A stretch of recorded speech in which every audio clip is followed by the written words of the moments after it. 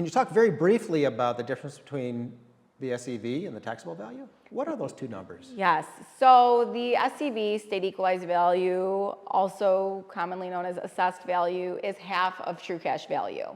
And that in Michigan, we tax you on 50% of the market value. So that number changes every single year, and it's based on market conditions and our sales study.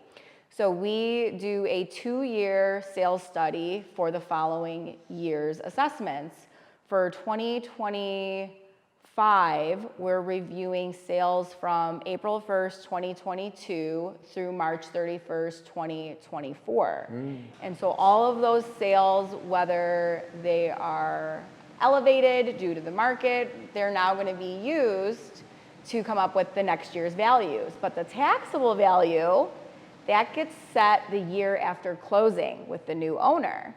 So they will be the same dollar amount the year after closing, both the SEV and the taxable. But once you get over that first year, that's where that inflation rate multiplier comes in.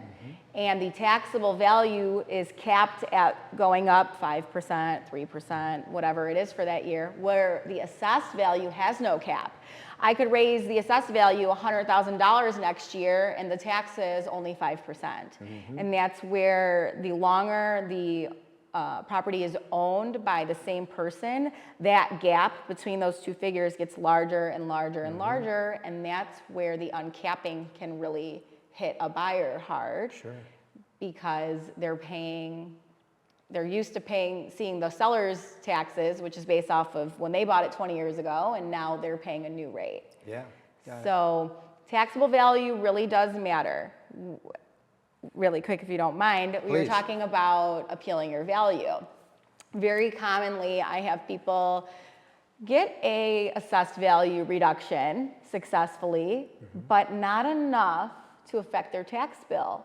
If you're going to appeal your value and the values are not the same, both SEV and taxable, it's almost a waste of time if you're not going to get your taxes reduced. In order to reduce your actual tax bill, you have to prove that the property is worth less than 2 times the taxable number, not the SEV. So people will prove that it's worth less 2 times the SEV, but it doesn't lower below that other figure, and that makes no dent in their actual bill. So that's a very common misconception and a problem I run into all the time. It's, I got a reduction, I won my case, but my bill is the same. It's because you didn't lower it enough.